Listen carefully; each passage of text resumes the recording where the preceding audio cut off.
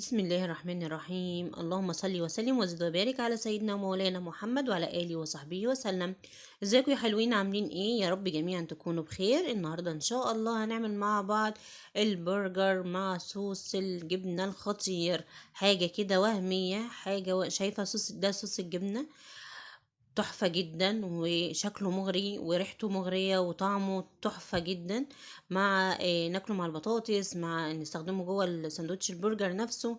تعالوا نشوف عملناه ازاي ونقول بسم الله. انا عندي هنا دول حوالي 700 جرام من اللحمة، يعني اقل من الكيلو الا ربع بحاجة بسيطة. هستخدم عليهم كوباية من البقسماط الناعم. البقسماط الناعم ممكن تعمليه في البيت او ممكن تشتريه جاهز، مفيش مشكلة. عندي بصلة مفرومة ناعم. يستحسن ان هو البصل الاحمر بيكون طعمها افضل. بتبقى فيها تسكيرة كده، طعمها بيكون مميز. انا استخدمت من البهارات هنا التوم البودرة والفلفل الاسود والملح بس. انتي حابة تضيفي بابريكا مقبولة، مش حابة ما يفضل ما نستخدمش توابل كتير، لان احنا هنستخدم خلطة البرجر الجاهزة، ودي بتكون غنية جدا بأطعمة كتير. برضو ما ننساش الملح، نظبط الملح بتاعنا لانه عامل مهم جدا، بيخلي اللحمة بتاعتي متماسكة والطعم مظبوط. هستخدم زي ما قلت لك كده خلطة البرجر الجاهزة. اي نوع، انا استخدمت اللي هي الشيف. انت اي نوع متوفر عندك بتدي نكهة فظيعة بصراحة، وبتظبط التوابل معاكي جدا مهما حطيتي انت من توابل. ما بتطلعش بصراحة زي اللي احنا بنشتريها دي بتبقى ريحتها قريبة جدا من الجاهزة.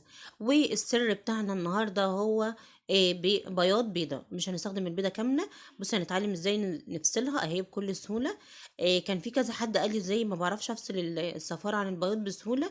اهي دي اسهل طريقة وابسط طريقة. بس كده احنا بنحولها لكوبايه وبنكبها مره هنا ومره هنا وبنتخلص من البياض والصفاره زي ما هي ما اتفتحتش مننا.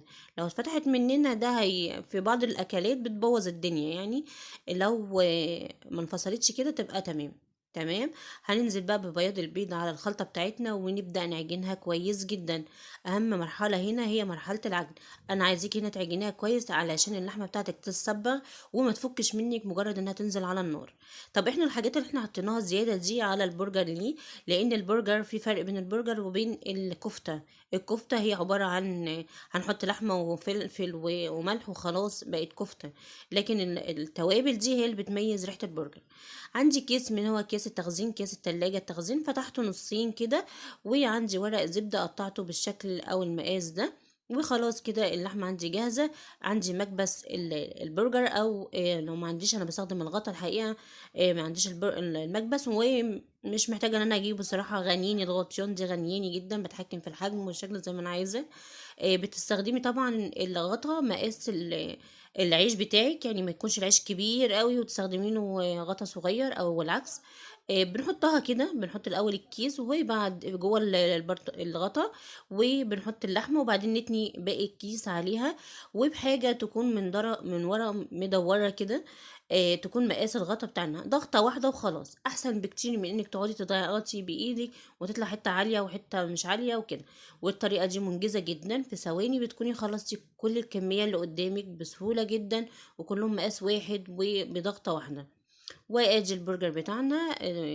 زي ما انت شايفة كده شكله متماسك جدا. واللحمة ماسكة في بعضها مش مفرولة خالص، رغم ان احنا حاطين فيها بصل.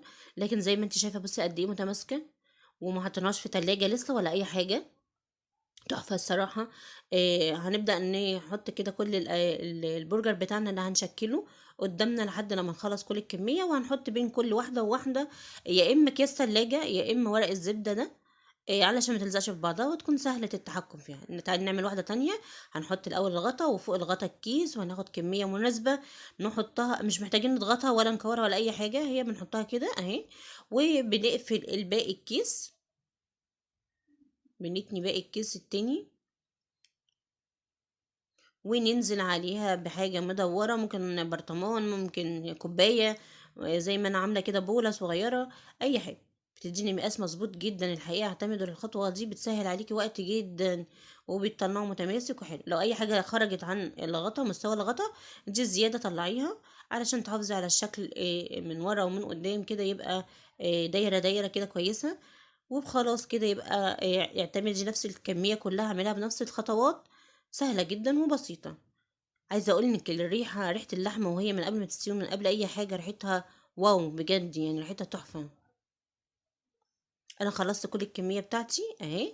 عمل ما شاء الله معايا كمية كبيرة، ال 700 جرام عملوا معايا كمية كبيرة جدا. هدخلهم التلاجة من تحت، يعني في درج التلاجة عادي جدا، او على الارف في التلاجة عادي جدا، ونبدأ نحضر مع بعض صوص الجبنة الخطير تحفة. عندي معلقة من الزبدة، هنزل عليها بمعلقة من الدقيق، وابدأ احورها كويس على النار، معلقة الدقيق دي لحد لما تغلي كويس جدا، زي كأننا بنعمل بشاميل كده، نفس الفكرة. طبعا نوع الزبدة او السمنة اللي انت بتستخدميه بيفرق جدا في الصوص بتاعنا، فاستخدمي زبدة او سمنة بلدي او اللي تحبيه يعني، بس يفضل يعني حاجة تكون طعمها حلو، علشان هتفرق جدا في الصوص. انت عارفة احنا الصوصات بتكون حساسة جدا للأطعمة، اقل حاجة بتأثر فيه. مجرد ان احور كده الدقيق بتاعي واشم ريحته، على طول هنزل بكوباية من اللبن، ومعلقة من البابريكا، ومعلقة كركم. انا حطيت الاتنين مع بعض علشان عايزة لون معين، هو اللي مناسب يعني للصوص ده. وكمان مجهزة عندي كوباية من الجبنة الشيدر اهو. حطينا الكركم والبابريكا والملح، طبعا ظبطنا الملح، وكوبايه من الجبنه الشيدر انا مقطعاها قطع كده. انتي بشراها مفيش مشكله، عايزه تحطي ميكس جبن مفيش مشكله، جبنه بارميزان اللي انت عايزاه. طعم الصوص ده هو اختاري العامل الرئيسي فيه الجبنه، فاختاري الطعم اللي انت بتحبيه او الطعم المناسب ليكي. ونقلب كتير كده لحد لما تدوب خالص معانا انواع الجبن كلها. وتتحكمي في السمك بتاعها، يعني عندك السمك تقيل تحطي، تزودي شويه لبن او شويه ميه، مش هتفرق. وتبداي تظبطي الصوص بتاعك لحد ما توصلي للقوام اللي مطلوب. نطلع بقى البرجر بتاعنا من التلاجة، كفايه كده عليه تقريبا ربع ساعه، ارتاح كويس جدا. او ما ارتاحش على فكره مش هيفك منك خالص ان شاء الله. هننزل بطاسه سخنه كده، أنا حطيت فيها تقريبا معلقه صغيره من احتياطي، بس يعني ممكن ما نحطش خالص، ممكن جريل بدل الطاسه دي، ممكن يتحط تحت شوايه الفرن، كل الطرق عادي جدا. هنحطها لو تقيل، لو تخين البرجر بتاعك غطيه، لو مش تخين خلاص هو بيكون كافي بس كده. حطيناه وسبناه على النار، نبدأ نجهز بقى الحشوات بتاعتنا، احنا ما بنضيعش وقت خالص. انا عندي العيش اهو، هفتحه عيش البرجر او العيش الكايزر، فتحته من النص وهبدأ عشان يكون جاهز عندي. هحمصه. تعالي نقطع بقى، نجهز عندنا طماطم، نقطعها يعني شرايح مش خفيفة ومش تقيلة، ويفضل الانواع اللي هي ما فيهاش ميه كتير. عندي كمان ايه بصل، هنقطع بصلايه كده، ويفضل برضو طعم اللون اللي هو البصل الاحمر ده بيكون طعمه افضل مع البرجر، مش حاد يعني. وهقولك على تكه كمان بعملها مع البصل، ما بتخليش ليه نكهه قويه قوي ولا طعم، اللي هو الريحه اللي غير مرغوب فيها بتاعه البصل دي بتكون مقللاها كتير يعني. عملناها السمك ده، وهنبدأ ننزل عليها برشة خفيفة جدا من الملح، وعلى الرشة من الملح دي رشة برضو خفيفة جدا من الخل. اعتمدي الطريقة دي، وان شاء الله هتلاقي ان طعم البصل مختلف تماما في وسط الساندوتش بتاعي. اهو خل ابيض العادي جدا، رشة خفيفة بس كده، مجرد ان احنا تغطيه بس، يعني تنديه كده وخلاص. نبدأ برضو نجهز ايه تاني هنستخدمه. لو عندك خيار مخلل، بس الحقيقة انا كان عندي ونسيته الحقيقة، فانا استخدمته بعد كده، حطيته إيه يعني جنبه ما حطيتوش في جوه الساندوتش، حطيته جنبه كده حاجة كده سايد. وهنبدأ نقطع الكابوتشي بتاعنا او الخس بتاعنا، ممكن تستخدمي اي نوع من انواع الخس. انا قطعته، ممكن تستخدمي الورقة كاملة زي ما انت حابة. احنا قطعناه كده سلايز، وبكده تبقى الحشوات كلها جاهزة عندي. هنبدأ نروح نشوف البرجر بتاعنا، نقلبه لحد لما ياخد اللون اللي احنا عايزينه، واهو استوى كده من الجنبين. وبقى انا غطيته لانه سميك شوية، انت لو مش سميك مش محتاجة انه يتغطى، لكن لو تخين علشان تضمني ان من جوه يكون مستوي كويس جدا. طبعا عندي هنا بصل مكرمل كده تحفة، ده بقى مع العيش يعني. انت هنا لو عايزة تطلعيه طلعيه، لكن انا ما بطلعهوش الحقيقة. هحط سنة صغيرة من رشة صغيرة جدا من الزيت. شفتوا القلب اللي عمله الزيت ده؟ عشان تعرفوا ان انا بحبكم جدا.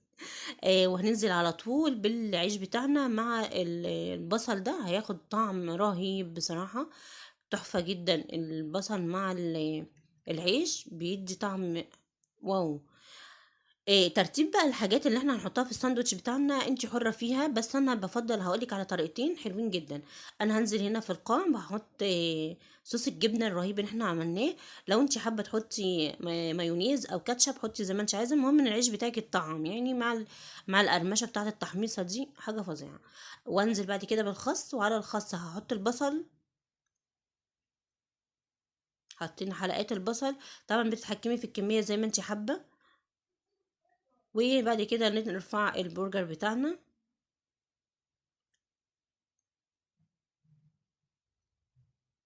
زي ما قلت لك ان الترتيب ده بتاعك انت حرة فيه تماما. ممكن بعد كده احط الطماطم، وارجع احط صوص الجبنة تاني على الغطا بتاع العيش او الجزء التاني بتاع العيش، واغطي بيه. ده كده ترتيب، يعني ده حلو بيدي مذاق حلو، لكن انا صراحة مش هعمله. انا عندي هنا جبنة اللي هي جبنة الساندوتشات. جبنة بتكون طعمها حلو جدا، فبحب احطها دايما فوق البرجر او تحته. بتساعد انها تسيح، بس فوق بتساعد انها تسيح اسرع، وبتاخد طعم كده وميكس حلو جدا. مش بنحتاج ان احنا نحطها على الجريل او على الطاسه بتاعتنا. بحبها كده اكتر، بتبقى محتفظه لسه بطعمها. وبعدين الطماطم، وبعدين الغطا اللي مليان بصوص الجبنه الفظيع. ممكن استبدله مايونيز ممكن او كاتشب ممكن. وكده خلاص خلصنا الساندوتش بتاعنا. وهنبدأ نقدم صوص الجبنة. شايفة؟ تحفة جدا جدا جدا، رهيب بصراحة. أتمنى إنك تجربوه. تعالي نقدم بقى صوص الجبنة. أنا هنا أنا عارفة إن أنا زودت البولة، بس حاجة كده إيه بشدكم وبفتح نفسكم، حاجة كده إغراء يعني. شايفين هو بيتبظ كده من البولة، تحفة جدا. وقدمت معاه بطاطس مقلية. البطاطس دي كانت مفرزة، كنا مفرزينها مع بعض. هسيب لكم اللينك في الديسكريبشن بوكس. تمام كده جدا. ممكن نقدم معاه كاتشب، ممكن نقدم معاه مايونيز، ممكن نقدم معاه مخللات. لو في صوص معين انت بتحبيه ممكن نعمل صوص المشروم، سهل جدا. وفي مرة ان شاء الله هنقدمه مع بعض. وايه بس كده خلاص الوصفة انتهت. تحفة. اتمنى يا رب تجربوها وتنال رضاكم. بحبكم جدا في الله. ما تنسيش اللايك والشير والسبسكرايب. والسلام عليكم ورحمة الله وبركاته. باي باي.